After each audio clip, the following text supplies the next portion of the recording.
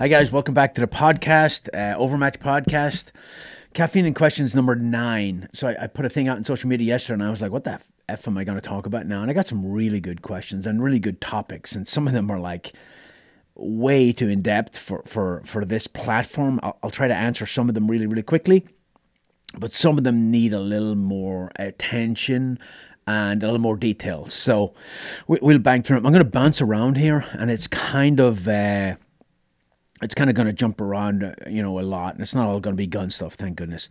If you're watching this on YouTube, go ahead and subscribe, man. Come on, man. Don't be a... Anyway, like half the people who watch this video on YouTube are subscribed, and it really does help. All right, so for those of you tracking, because like the third question I have here says, when will there be a Fieldcraft course in Oregon? I don't work for Fieldcraft, man. Come on, give it the times. I left Fieldcraft. And there's about a dozen questions about why I left Fieldcraft. I don't work for Fieldcraft.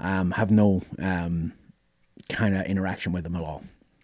All right, so I moved and it started at my own thing that I kind of was wanting to see where it would go, and still kind of do that, but I want to do stuff that nobody else does, and long range shooting is one, and that's been quite popular. Training, private training over Zoom, training people in ballistics. There's my dog barking, not Vinny, another dog. Training people over Zoom, on ballistics, on Kestrel and stuff like that has been really, really popular too. I ran a course like 2 weeks ago in North Carolina. 12 students, really, really cool. I had 2 kids there shooting 5.56 guns, pinging targets at 900 meters, and understanding the ballistics behind it. So, again, not a lot of this stuff doesn't need to be overcomplicated. It just needs to be explained properly. Question about land nav, doing it here. I haven't broken into the land nav market yet because I have to buy maps and compasses and figure out a classroom, and it's kind of a lot of overhead. If I thought there was a market there, I would, but I'm not convinced there is. But I kind of like teaching land nav, and I might kind of branch into that.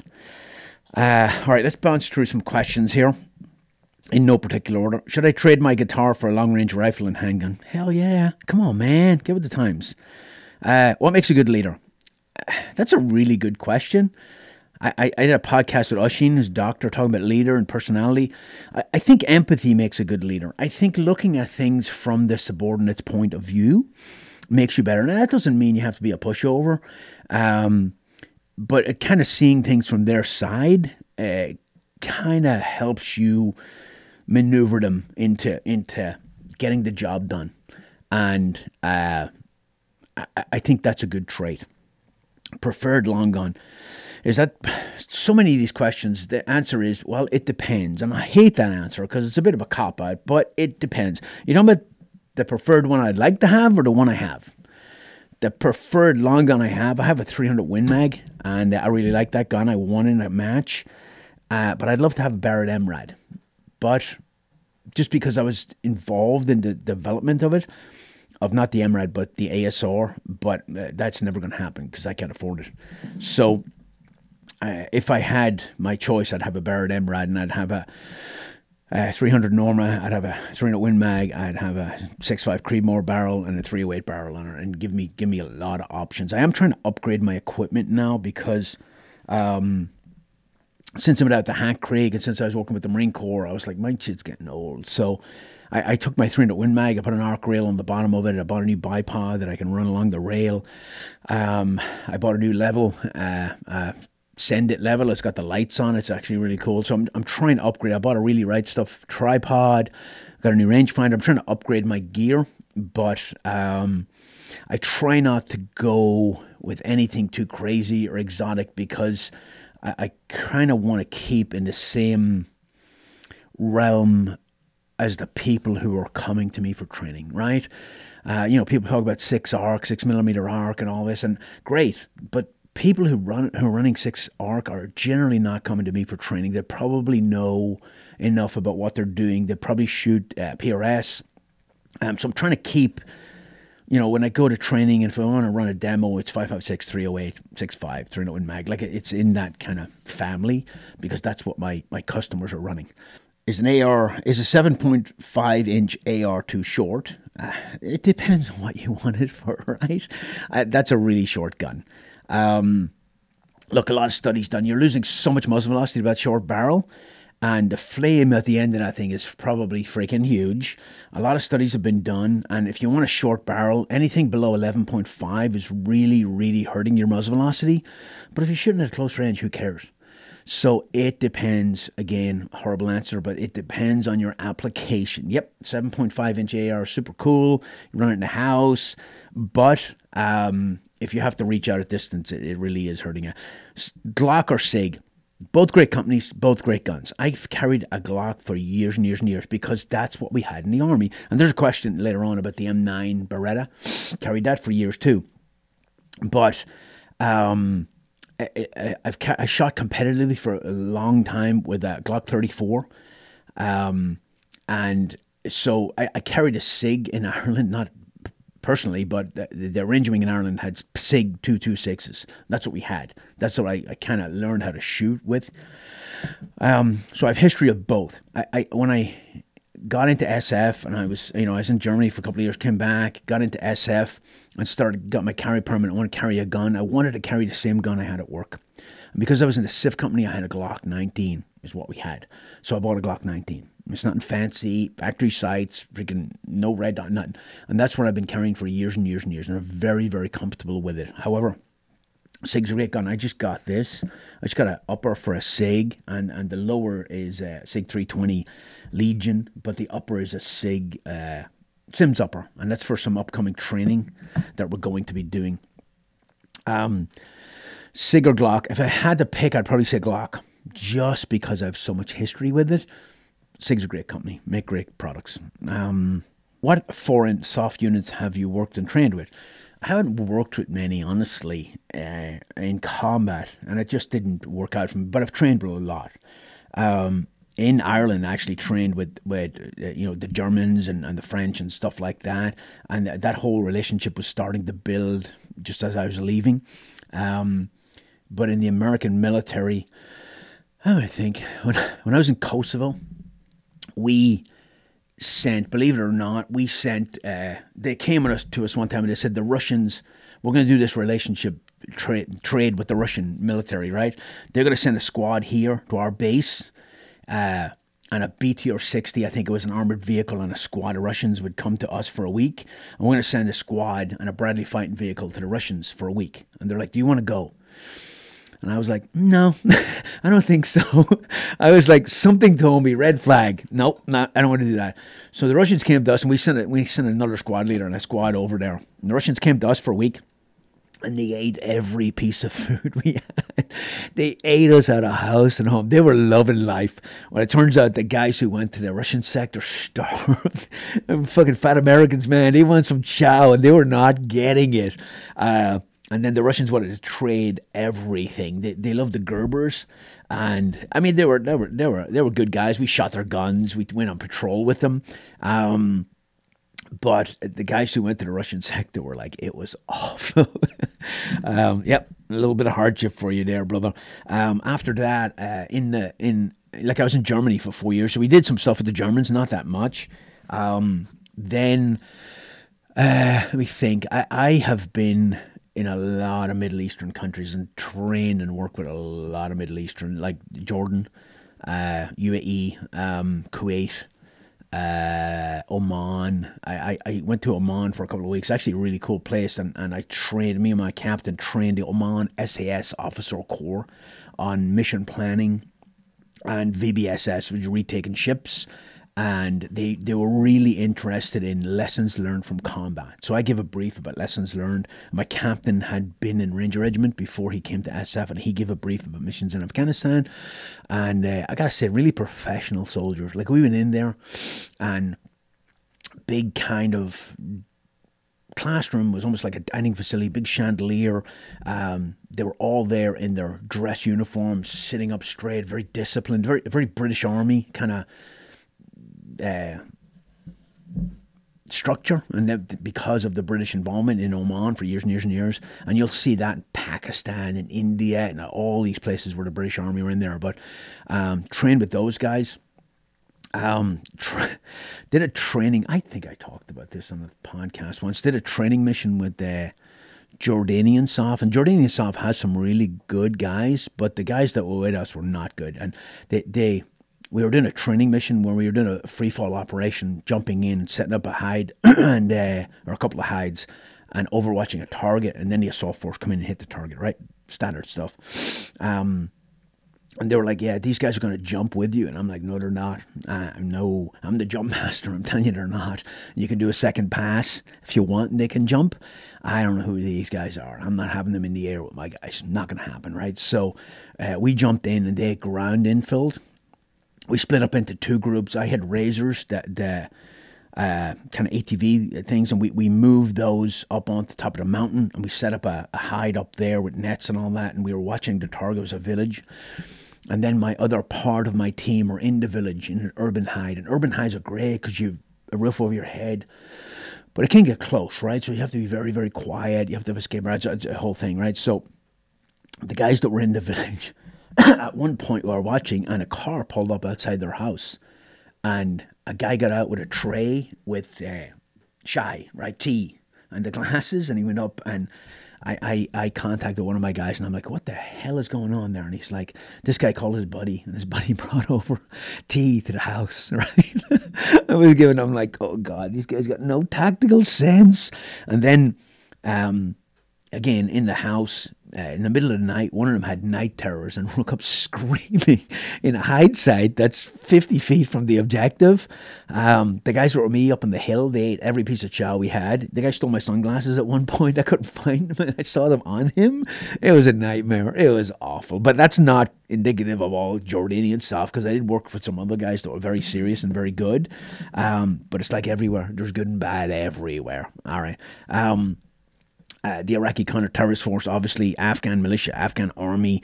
Can you discuss more about your kit, beginning with IDF, Irish Defence Forces, all the way to the SF? That's a whole podcast by itself, and I'd love to, but that's a massive undertaking right there. But that's a really good, I'm going to take a note of that, because that's a really good one to do, because I have seen kit evolve over 30 freaking years.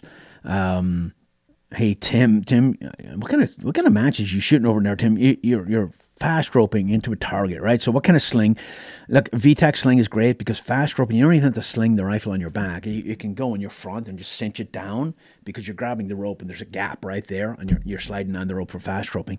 Gloves, if you have no time to change, wear 2 pairs of dexterity gloves, right? Obviously, it's best to have big, heavy gloves, especially if you're fast roping any kind of distance, because you will burn the crap out of your hands. But if you don't have time to change, then 2 light pairs of gloves at least. And it depends, obviously, how far you're fast roping. You're probably not fast roping that far.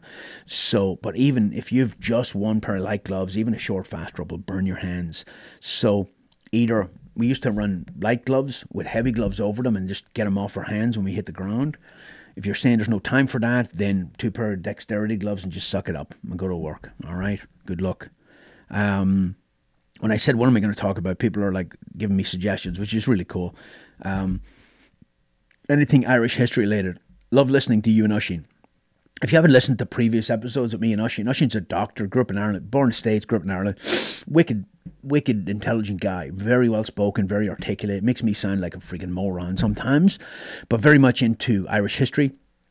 And we did some great podcasts, and all I say is, Oisín, let's do one, you pick the topic, and then he brings the topic and I just react to him, but all the knowledge is basically coming from him. I'm going to try, Oisín, if you're watching this, I'm going to try to get him on a Zoom call and do another one, because they are very popular, people like him, and yeah, I'd like to do that again. You know, it's funny, when you grow up in a country, like I learned European history growing up, a lot of it, and it's so freaking extensive because it was like millennia, right? And it's all of Europe.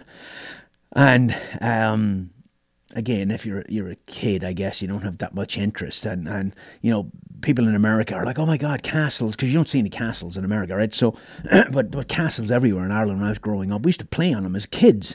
and no interest, no freaking. Now it fascinates me, right? History fascinates, but American history fascinates me too. The Civil War fascinates me. The Revolution fascinates me. I did, when I backpacked around Europe, I went to a lot of museums, a lot of I went to medieval torture museums in Austria that were just fucking insane. But, history really does intrigue me now, maybe in my older part of my life. But I will try to get Oisin back on. Oisin took a job as a doctor that splits his time between the US and Ireland. So I'm not sure when he'll be back, but we'll try to do a podcast over Zoom before, and then we'll grab him when he gets back. Recommended any CCW pistols. Look, I'm not the guy that'd be like, oh, Glock, Sig, this, that, tight to industry. You find a gun that you like, that you're comfortable with, that's the gun for you. If you can employ it quickly, be safe with it, and it fits your hand and you're comfortable, that's the gun for you.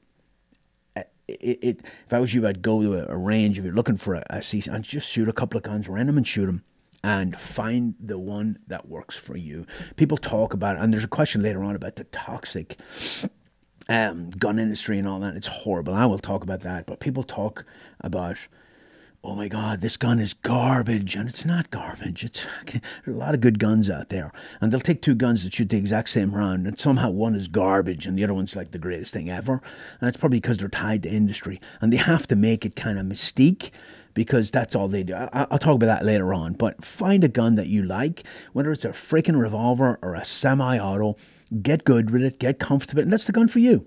Don't go with what somebody else tells you, because it's an opinion, and it's an opinion maybe based on experience and maybe not, and we're all different. You find that when the gun industry, the tactical training industry, it's so toxic, and they all talk shit about each other, and I don't want to do it. I don't want to teach pistol or carbine. I find it kind of boring, and I think if you took pistol training with one or two companies and your fundamentals are good, you should be spending your money on ammo and a range, and not having another guy to come in and teach you the same thing a different way. I remember when people will talk about, if you don't do grip my way, you'll never hit anything, right? I remember when I was on the Q course and they were teaching us pistol, and the instructor, this is a Sims gun, obviously, and it's empty. The instructor got up in front of us and he was talking about grip and stance and all these things, and then he said, at the end of the day, check this out. And he turned the gun upside down and he fired. Boom, boom, boom, boom, boom. And he stacked like 5 rounds in the chest. And he's like, it's about trigger control. It's about recoil management to make you faster. And obviously there are established principles for holding a gun. You get that dovetail up nice and high. You get that good grip, right? You get your left hand in the right position. Recoil management and all that. But at the end of the day, don't be spending thousands of dollars to get other people to teach you the same thing in a slightly different way. Just get ammo, get a bunch of buddies, download some drills off the internet and go shoot, and have a point to every drill. This drill's going to work on speed. This drill's going to work on accuracy. This drill's going to work on recoil management. This drill's going to work on switching gears from your short distance, long distance. That's what you need to spend your money. I don't know how I got on that, but that was nothing to do with concealed carry. Back in your army career, best courses done, most enjoyable, and courses you wish you did.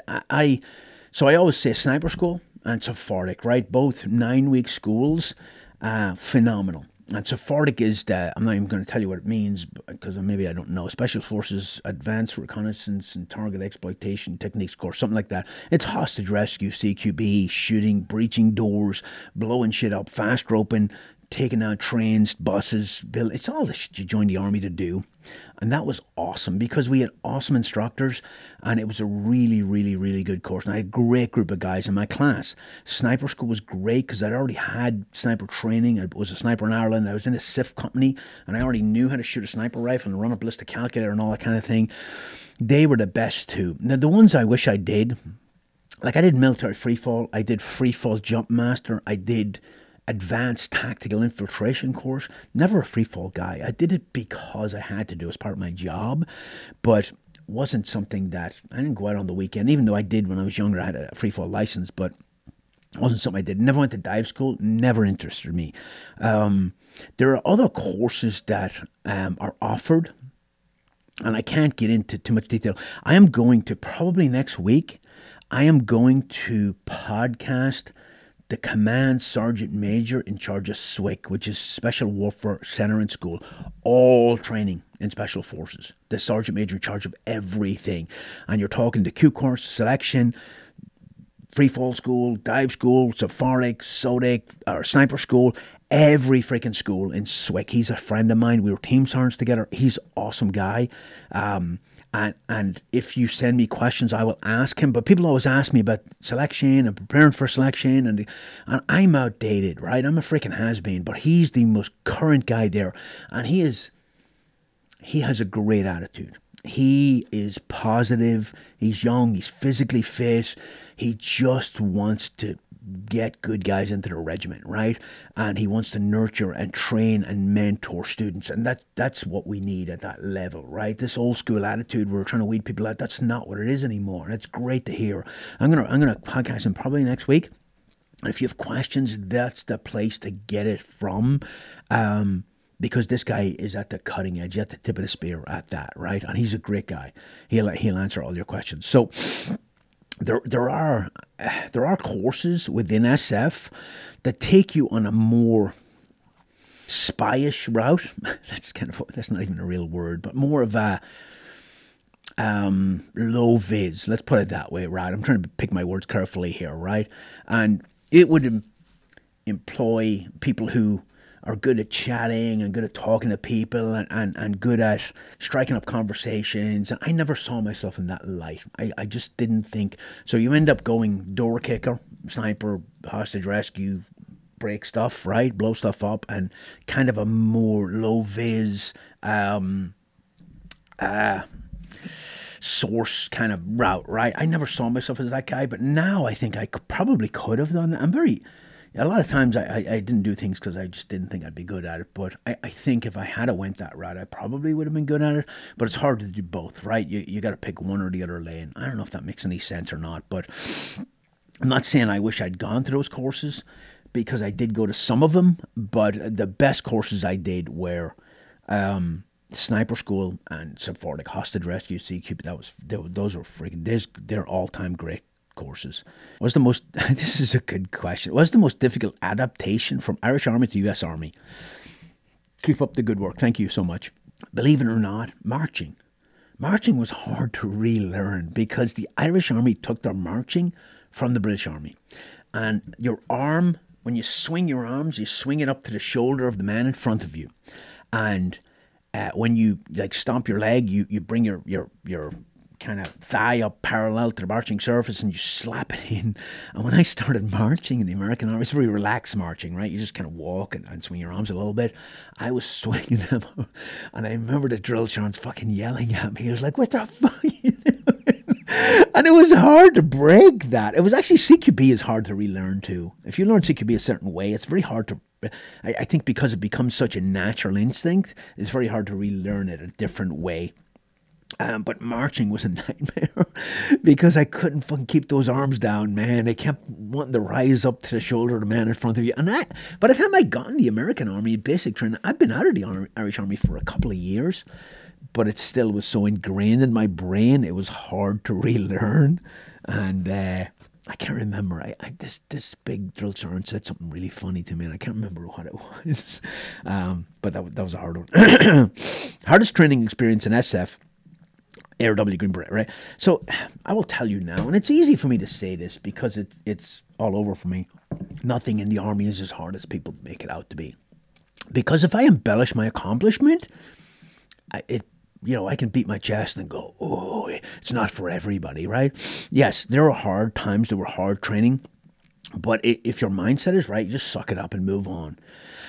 SUT, the small unit tactics portion, like selection for SF, let's go back. Selection for the Army Ranger Wing was pretty tough, pretty physical. A lot of people got hurt, but came through the other end, right? So then the Q course, the training course for Ranger Wing was very easy. Not easy, but it was kind of not. I mean, it was very physical and all that kind of thing. There was no yelling and screaming. It was teaching, right? The way it should be. when I got into the American Army, soft selection I thought was great because, again, I was like 35. And it was a lot of just, you're the guy, right? Your rucksack, your weight, and go. Land navigation, don't be last, don't be late, don't be light. Rucksack, easy, right? Got through selection.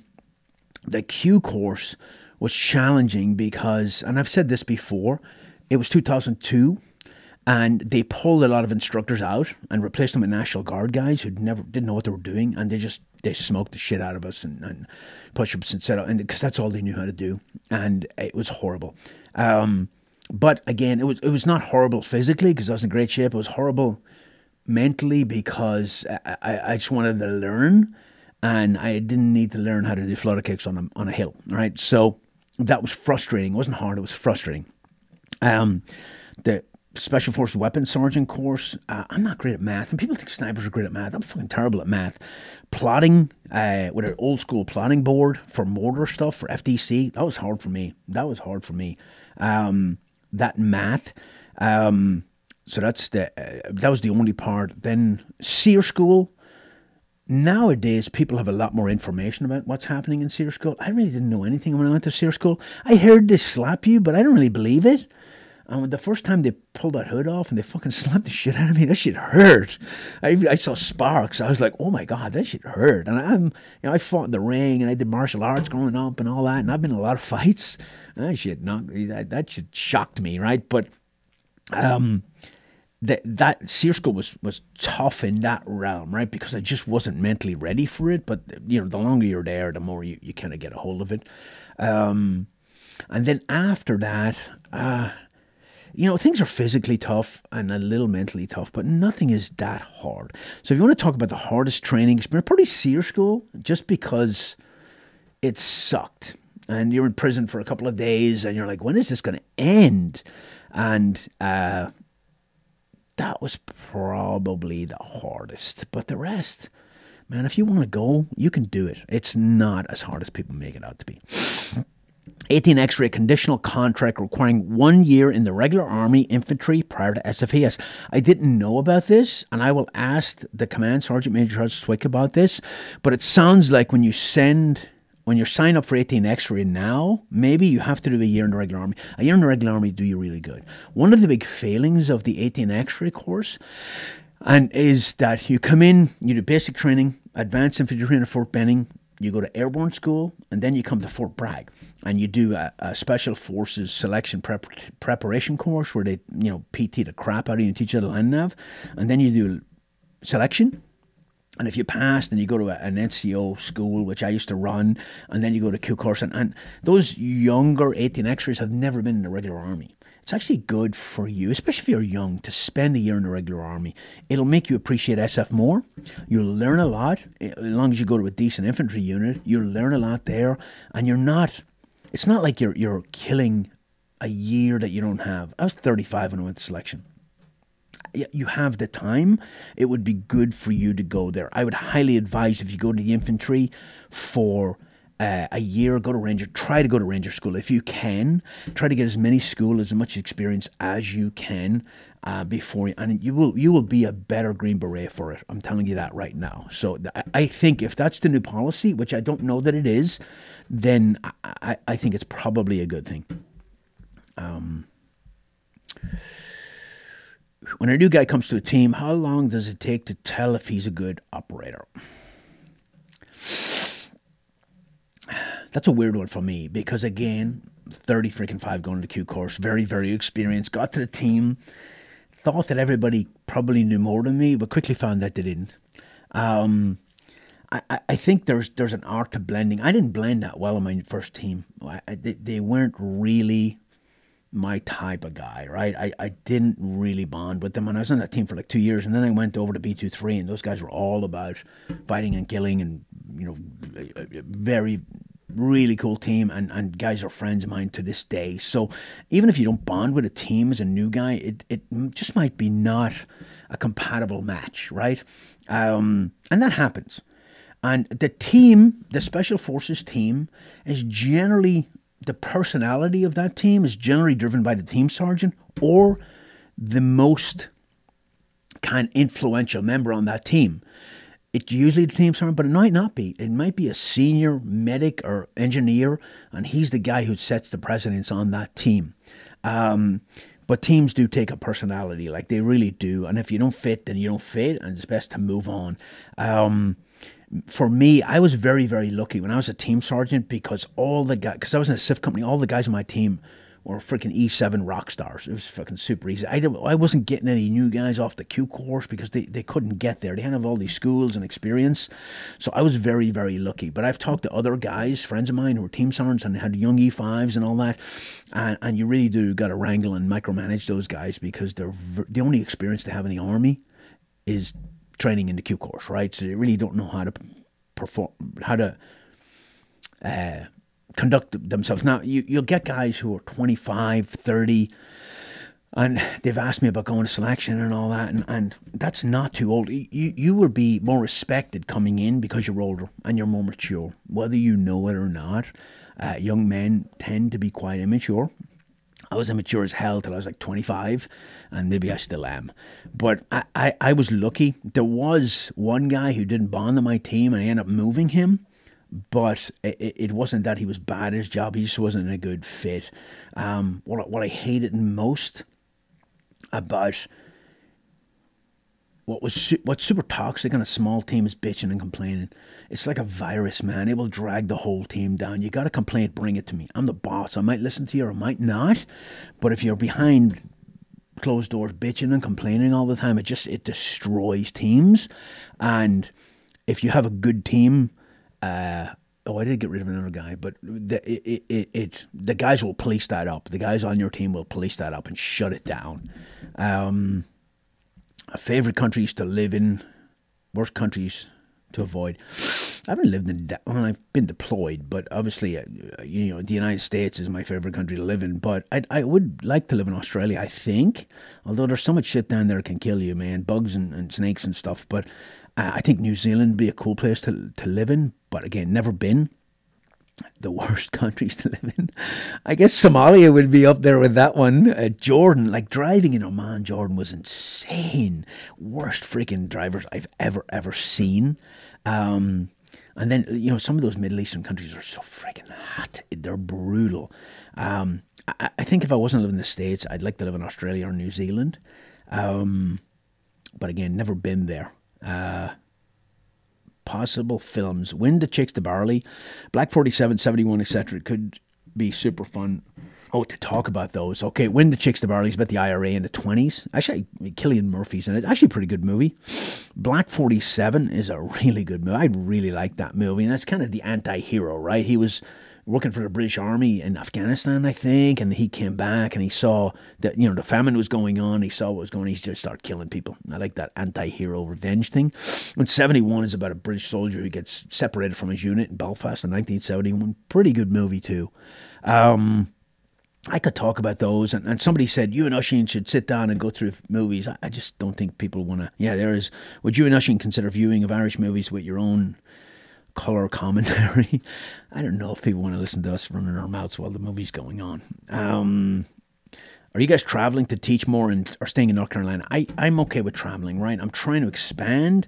I just don't want to get on a plane, and I don't want to.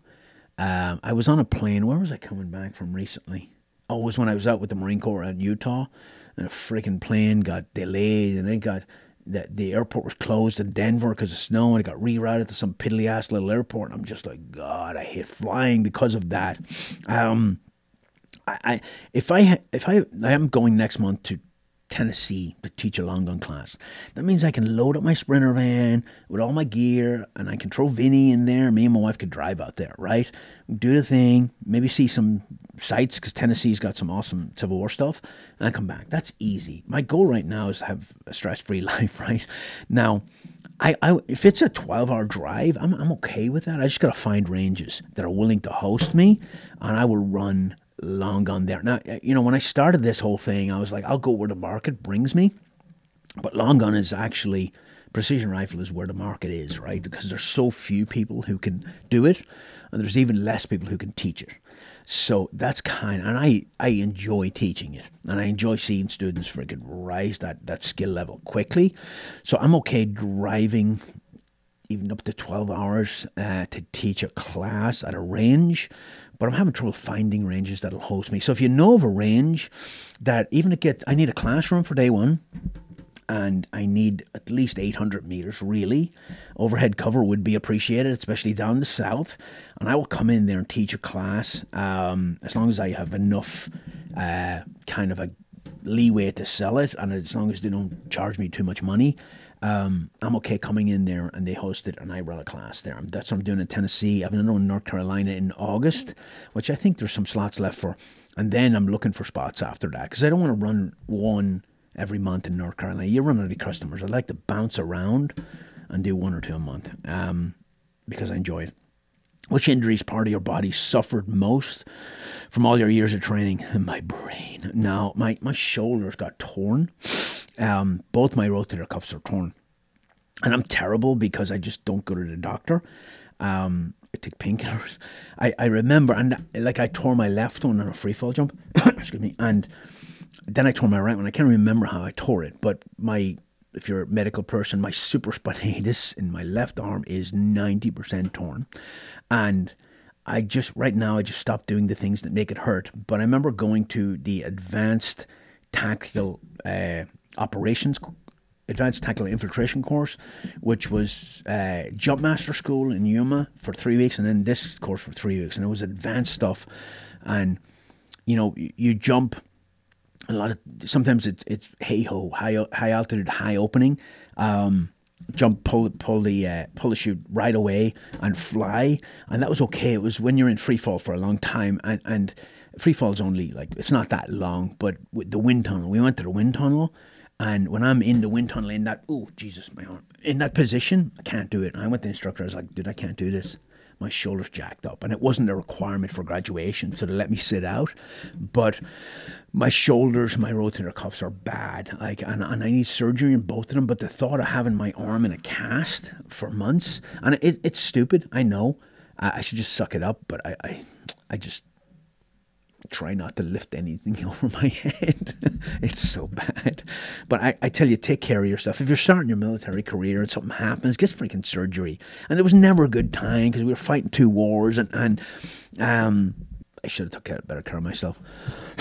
How do you build up people with less confidence? Does that change how you teach? That's a great question.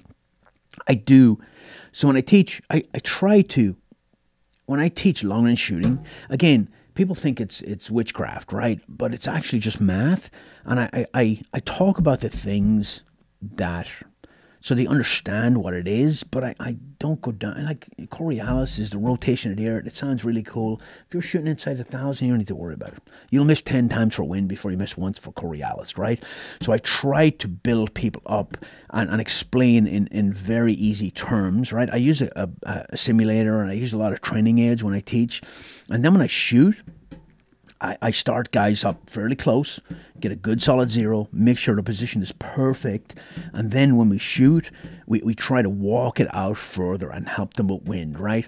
And a huge piece of long-range shooting, and probably a lot of training, is confidence, right? If you put people on longer targets too quickly and they start missing, they start second-guessing their data, they start second-guessing their gun and their scope and their ability and their spotter and all those things, right? But if you walk them out there slowly, and the one we did in North Carolina is great because it was all in the same direction of fire. It was fairly easy to call wind, and the targets were fairly big.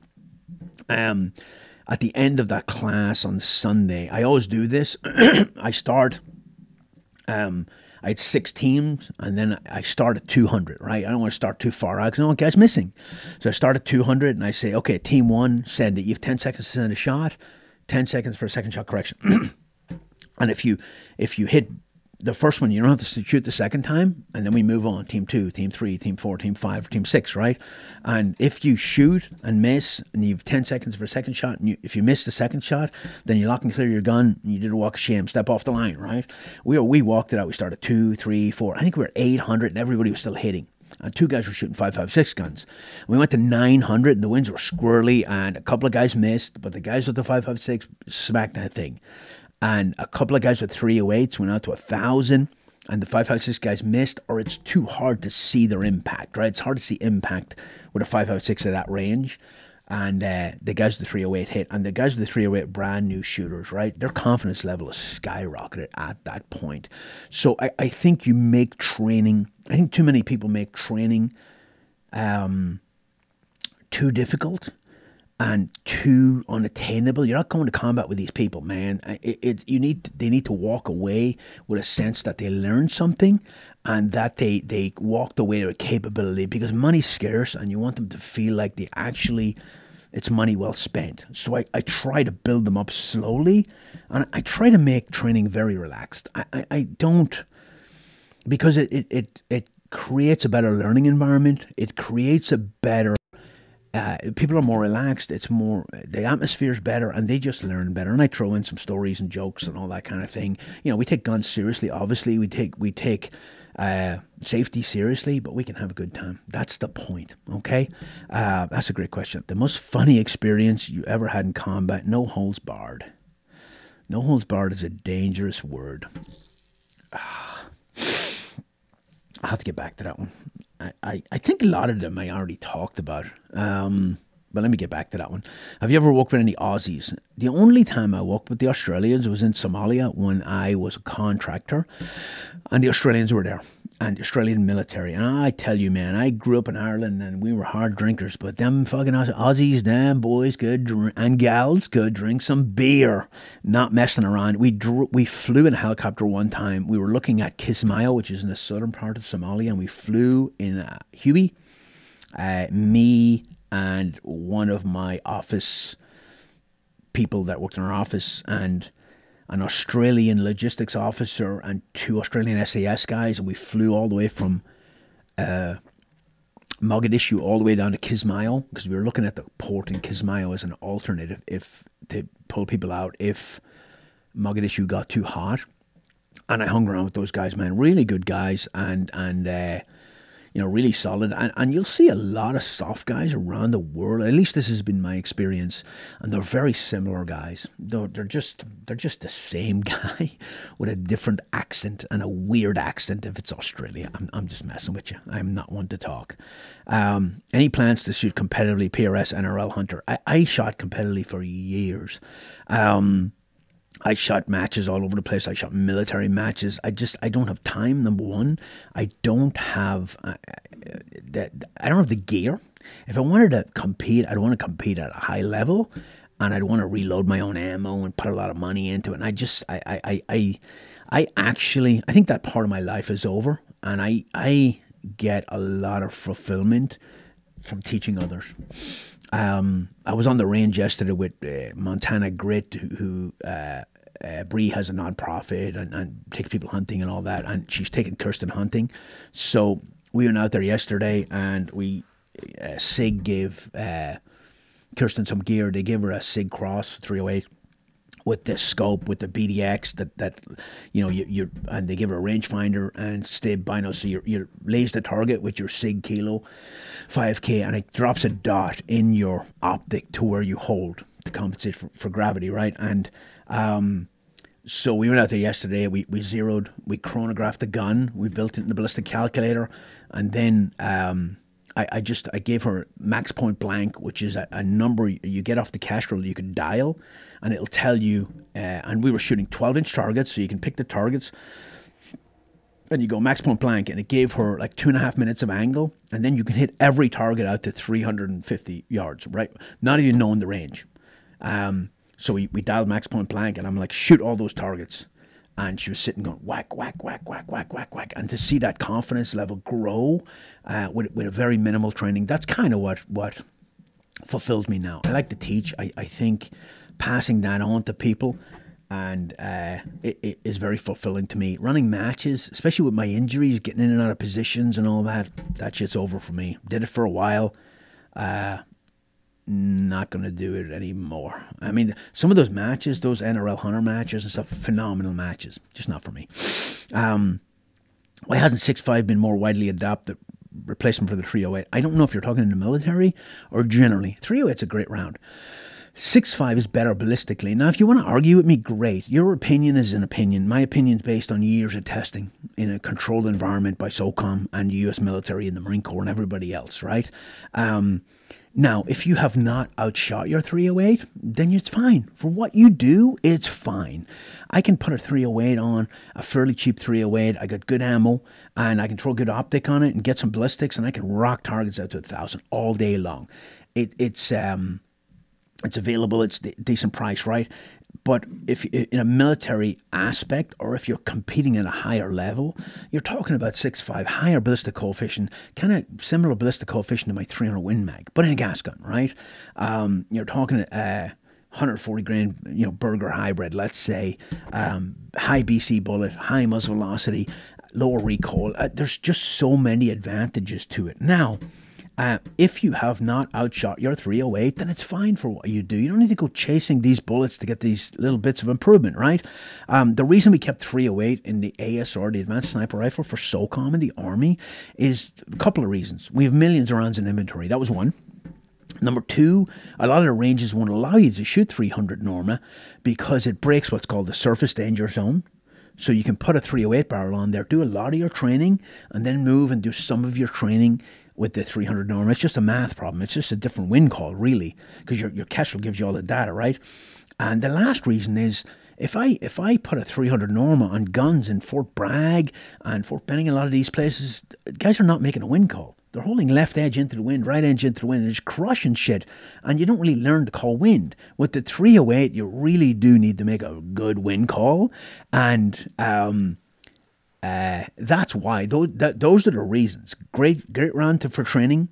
Shoot it on any range. Millions of rounds in the inventory. Those are the reasons we kept it in there. I love 308. I have probably 4 long-range 308 guns in there, and I love it. But if I was competing, I'd be running something like a 6.5 Creedmoor or 7mm, something like that. It hasn't been adopted in the Army because the Army, SOCOM, and it was me and Terry Gower that kind of started that program, but SOCOM is now, I think the uppers are even issued, the ammo's delayed for some reason, but we're going to 6.5 Creedmoor for the sniper support weapon, right, and going away from 308. The Army has not gone that route and may never go that route, and maybe they don't need to. Maybe it's good enough for what they do, but to me, even an incremental improvement in a gunfight is worth it, right? But I see more and more in the civilian world, people who come to my courses, I see more and more 6.5 Creedmoors. I see them a lot. Here's a great one here. Explain steep angle, shot corrections, truing a rifle, gun number, gas versus bolt gun. Good Lord, dude. That's a whole class. I promised you guys a private class on people who subscribe to my website, and I have not forgotten. I always deliver. I'm trying to, maybe that's a good one to do a private class on. I'll explain steep angle quickly, right? Steep angle is the most exaggerated thing ever. Out to 600, a realistic, like people are like 45 and 60 degree angle. 60 degree angle is tied up with ropes and leaning over the side of a mountain, right? And the top of a building is not high angle. You need mountains for high angle, right? Because you need the distance and the angle, right? Now the basic premise is if I'm on a mountain and I'm shooting down angle or up angle, all my data is based off a flat plane, right? So all my data, if I'm shooting 800 meters and I'm holding 6 mils, that's because I have 6 mils of drop, 6 mils of gravity, right? But if I'm shooting at an angle, I no longer, that distance is 800, but with the rangefinder. But gravity's not pushing this way. It's pushing straight down. So there's less gravity distance. It's actually from the base of the mountain out, right? So you may be, you're shooting, let's say you're shooting 800 and your hold is 6 mils normally.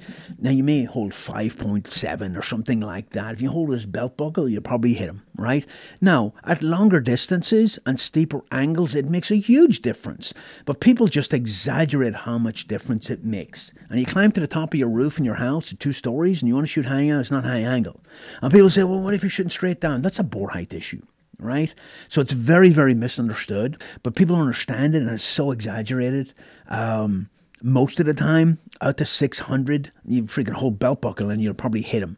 The bullets always go high because you're giving it more elevation than you need, because it's not flying over this much distance of gravity. It's flying over this much distance of gravity. I need PowerPoint to explain that a little better. Throwing the rifle is getting your muzzle velocity without a chronograph. Again, that's a class. Gun number is in the Kestrel. Gas gun versus bolt gun. Pros and cons to everything, bro. Pros and cons to everything. Big, heavy bullets are better shot through a bolt gun. 300 mm mag and above. 6.5 grade gas gun, good gas gun. And it used to be gas guns could not shoot like bolt guns, but that's kind of gone now. But you have to put some money into it. What's your thoughts on bullpup sniper rifles like Desert Tech? So again, love the bullpup concept. Haven't found a gun I like. I have a Tavor there, which I did a video on, but we haven't edited it yet, and I will. Love the concept because you get you get a long barrel in a short package. The Desert Tech, they did not compete for the advanced sniper rifle contract. They were part of the process. We talked to them. It was, it could have been a bullpup. The big problem with the Desert Tech is, unless they've changed it since the last one I saw, when you take a shot, long range shooting is all about consistency. When you take a shot, when you rack that bolt, you have to take your cheek off the cheek piece to rack the bolt. That's a flaw, because I need to be able to rack that bolt and keep my eye on the target. So I go bang. Let's say I'm shooting 900. I go bang. While the bullet's in flight, I'm racking that bolt and I'm watching the impact and I'm ready for a second shot correction. If I have to take my cheek off, I'm building inconsistency, I'm losing the target. That was a flaw.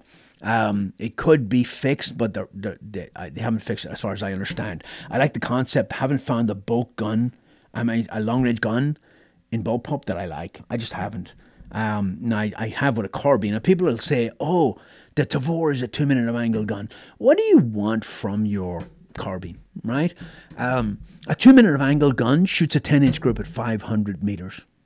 That's actually pretty good. What do you need? It's not a sniper rifle, right? Now, I have carbines in there that'll shoot minute of angle and sub-minute of angle, but they're not short like that thing, right? 16-inch gun that's smaller than a 10-inch M4, and there's no NFA stamp in most places. I think New Jersey has an overall length requirement, but that's New Jersey. But I can get this. I can have this, and it is shorter than a 10-inch M4, and I apologize if you're on audio now, on podcast, and you can't see it. I have a 1:6 on this, and pretty good system, short, but I don't need any NFA documentation on it, and 16-inch barrel, pretty damn good, right? I like it. It's comfortable to shoot. All right. What's something non-tactical, non-shooting you like to do? Sleep. No, I mean, we go hiking a lot and we go to historical sites, stuff like that. What else do we do? Have you ever considered taking the long walk? I talked when I was on Jack Carr. I talked about this. I don't mind. The long walk is Delta Force selection. Now, Delta Force is the most professional and efficient hostage rescue unit in the world. Those guys are phenomenal, and I know a lot of them personally, and I used to train them when I worked at sniper school. They used to say sniper school for special operations for the army trains Green Berets, Rangers, and Delta Force, and I think it's changed now, but great unit, very professional. So I kind of missed my window. I came in the army at 29, right? Great. I think men and women are in their prime in the 30s physically. When I went I could not go to selection because I wasn't a U.S. citizen. I had a green card. And it took me 6 years. It's different now, but it took me 6 years to get a U.S. citizenship. And when I got it, I went to selection, SF selection right away. I didn't even consider Delta because I didn't know anything about it. Then I get in and I bounced around. We were fighting wars and all that kind of thing. And then when I was at sniper school as an instructor, we had a couple of, actually as a student, when I was there as a student, we had a couple of Delta guys, and they both came to me and they're like, "Dude, you need to come over to us." And at the time I was probably 40. And I was like, "Dude, I'm too old." And they're like, "No, we got guys your age." And I'm like, "Yeah, but they're not starting out." And if I was honest with myself, I think there was some fear of failure there on my part, right? And it's knowing somewhat what this selection course is about. I probably would have been able to do it, but I think I was just, and fear of failure is a horrible reason not to do something. So I never went. And it's one of the regrets I have. But it is what it is. I don't look back, but I never went, yeah. Your time at Swick, you saw changes in the guys coming through over the years. I'm not the guy who's like, oh, it was so much harder in my day, right? And I'm really looking forward to talking to the Command Sergeant Major at Swick to see what his thoughts are. I think the kids coming through now are probably smarter than we were. I don't know if they're as tough, but they're probably smarter, and they're going there for the right reasons. Not that we didn't. When I went, there was, Afghanistan was already going on, but look, there's good and bad everywhere, and there's a selection process that's not perfect. There's a Q course that's not perfect, but we get pretty damn good people, right? Like I said on my last podcast, I was out there training with the Marine Corps, MARSOC, Marine Special Operations. Very impressed with those guys. Super professional, fit, motivated, just great dudes. And it put, you get so bogged down in all this crap that you see on social media about freaking all this, woke crap and all that. It just reaffirms how phenomenal young people in America can be. And it kind of reassures you that we're not going to go to hell in a handbasket in the next freaking year or two. Buy night vision gear or wait. I don't have night vision gear. I can't afford it. Not sure what you would need. If you really want something night vision, you can get thermal sights that are uncooled. They're okay at distance. And people use them for hunting a lot, and they're not nearly as expensive as actual, PVS 14s or 31s.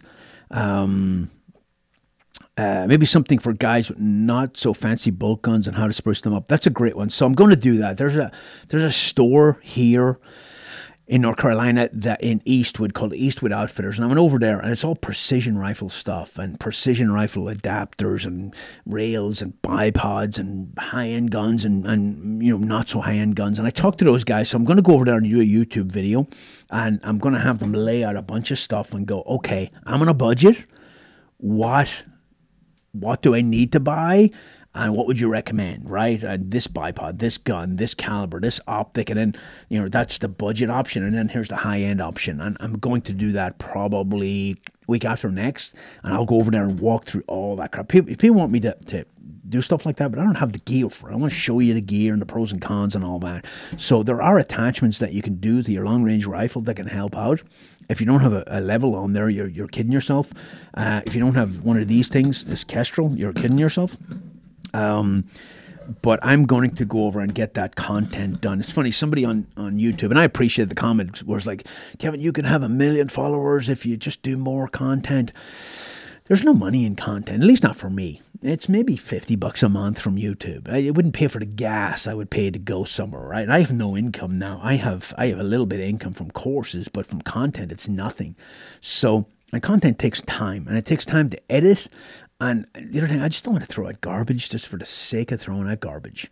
But I appreciate the comment. And there's a couple of people who actually donated to the podcast. You can go on my podcast and you can make a donation if you want to support it. And there's a couple of people who did that, and I really appreciate it. Thank you so much. That is so generous. Would you be interested in doing a podcast with Chris Craighead, Chris Ryan, or Rusty Furman? I think they're all SAS guys. Maybe Chris Ryan, because I've seen him on stuff and he seems like a fairly solid guy, but I don't know. I try not to beat that military soft veteran drum too hard. I think it's overdone. My goal for podcasts is just interesting people. I talked to a buddy of mine. He's a retired soft guy. And I was talking to him about something else the other day, and we started talking about fish, and he fishes off the coast of North Carolina. And he just started, he has a boat, he goes out like 60, 70, 80, 100 miles, and you know about sharks and all that. And he was saying, you're reeling in a big fish, and just as you get it to the top of the water, the shark is waiting underneath the boat, and it comes up and just snatches it. And it's pretty common. They call it paying the tax man. You got to pay the tax man, to use his ocean. And people like that who are just interesting to talk about. People ask me to go on their podcast all the time, and I just don't want to be overexposed, and I don't want people to be like, oh, this fecker again. I want to listen to this guy, right? LPVO, low power variable optic, or higher magnification versus magnifier and on a 14.5 rifle. Look, if you have a 14.5, I think you should have magnification. I think you should have a 1:6 minimum and a 45-degree offset. That's my opinion. I think you're not getting full capability out of that thing if you just put and I don't like magnifiers. I never have. I never ran them. I just don't like having to flip something up, you know. Who's your biggest supporter? My wife, hands down. Why did you leave Philcroft? Okay, there's another one. How does your optic height affect your zero you should have in your AR? If you don't, so if you don't have one of these, you really need one. I guess you could use some of those apps on your phone, but when I go in, that Tavor, I zeroed that the other day, right? And I don't want to get too technical on this, but I zeroed. It's got a BDC reticle, ballistic drop composite reticle for 55 grand, and it's got crosshairs, and then the first line for range is 300, and then 400, 500, 600. So what I do, this is how I zero that, right? And it's just understanding ballistics. I zero that thing, and I chrono it. I chrono it first because I want the muzzle velocity, and then I build a custom drag model, and then I get into the gun, and I change my zero. I'll start at 25 and I'll drop it down to 24 and 23 and 22 and I'll go up and down, and then I'll go to the range card until there's no hold at 300, which means the near zero is 19, let's say, and it's climbing up and it's breaking the line of sight of the optic and it's hitting a distance at 300. But I'm using the 300 line. I'm not using crosshairs, right? So now I'm zeroing at 19 meters or whatever it tells me to zero at. And I'm zeroed perfectly at 300, because if I have error, I'm better off to have the error close than at distance, right? So if I zero at 100 and it's perfect, it'd probably be off at 2 and 3 and 4. I need a minute of angle off at 4 is 4 inches. A minute of angle off at 1 is 1 inch. I want my error to be closer, right?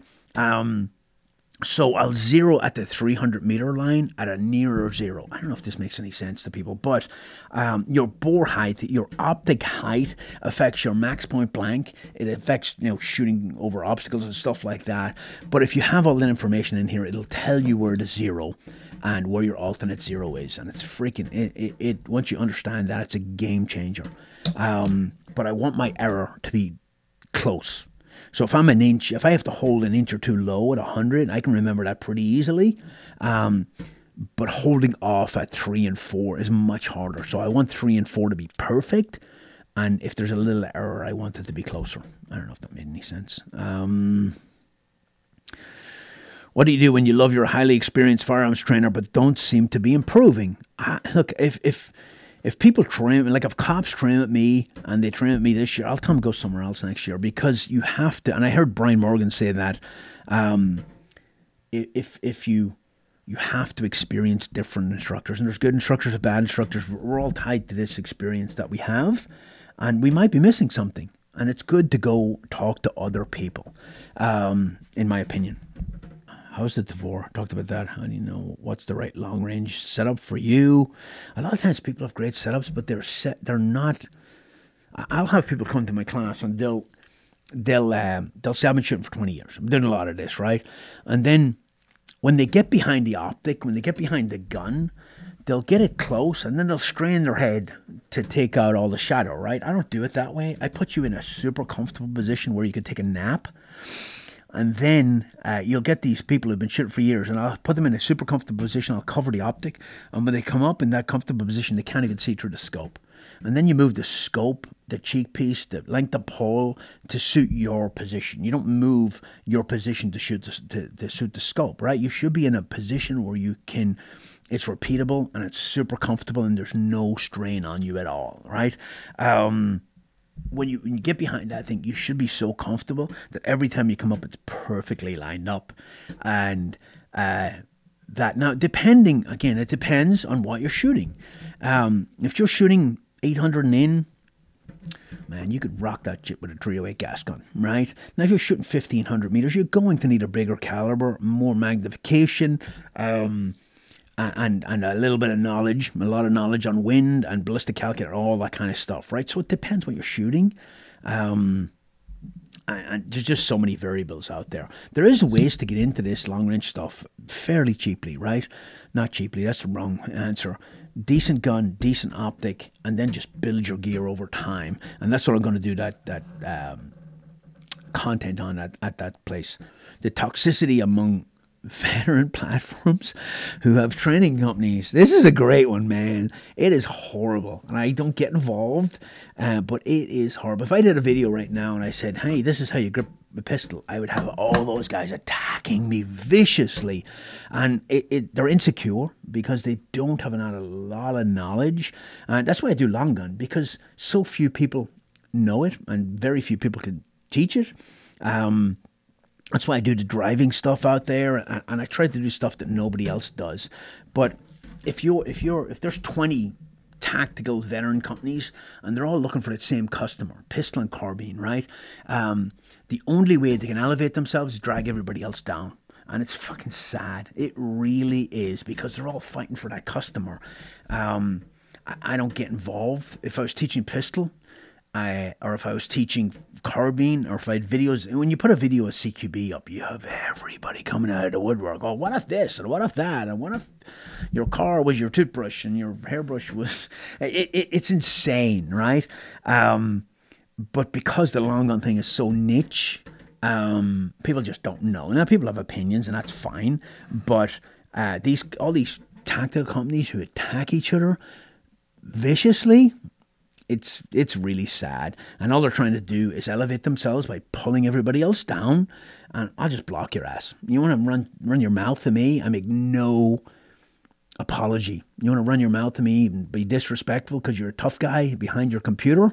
I just block you. I don't even answer you. I don't even finish reading your comment. I just block you because I'm not going to deal with it, because that's the little entitled bitch society that we've built now, that I feel like I should be able to talk shit to you anonymously while watching your free content that you did on your own time with no money, right? For free. It's insane. So you want to run your mouth to me? You want to disagree with me? Great. You want to run your mouth to me? I'll just block you. This is a weird one. How do you deal with nightmares the day after? I feel emotionally exhausted. I've never had nightmares, man. I don't know what you're talking about. The day after, maybe some... a gunfight or something. Look, I've no regrets about anything I ever did, and I don't get nightmares. All right. So coming up, I've been doing Zoom classes. If you want to get into long gun and you're not around here, even if you are around here, take a look at Zoom. Right? I can teach you over Zoom. I have all kinds of programs I can run you through, and everybody who've done it so far have been super happy with it. Some guys have done it and then came down and did in-person training. I have private training coming up here next weekend. That's a good option, right? I do in-person private training also, and then I have courses, right? So that one I did in North Carolina sold out. The one in Tennessee coming up is sold out. The one, I think there's still slots on the 26th and 27th of August. I think there's still slots there. The driving course, which I cut to the bone, defensive driving, and didn't make screw all money on it, I thought would sell like hotcakes, and it didn't. I'm not sure if I'm not selling it right. It is defensive driving. It is also scenario training in the law and all that. There's still one slot available. So I was going to run another one in August, but I don't think I will now. So if you want to go, you might want to jump in that last slot. There's a lot of overhead, so it's kind of risky to run a course that may not sell, because I don't like cancelling courses. Then I am looking for other places to go for training and stuff like that. Kirsten has been doing some private training too. She's been training, and she's a great instructor, and she's got a lot of experience. So if you are listening to this and you or your wife want to get some private training from somebody who actually is going to teach you, that's a good option too. All right, guys, that's it for this one. I don't even know how long that was, but hope you got something out of it. Please stay engaged. I'm trying to do more content. It's freaking time consuming, and plenty of training, plenty of options, and merch, hat, t-shirt, stickers. That's it. if you want to go, you want to support us, go ahead and go online there and buy some merch. Not a lot of money in merch. It's more of a marketing thing. But I appreciate it. And then you can donate to the podcast if you want. And subscribe to the channel. And I am going to make a free video for you guys probably this week. And yeah, more to come. Okay, until next time. Thank you. Bye.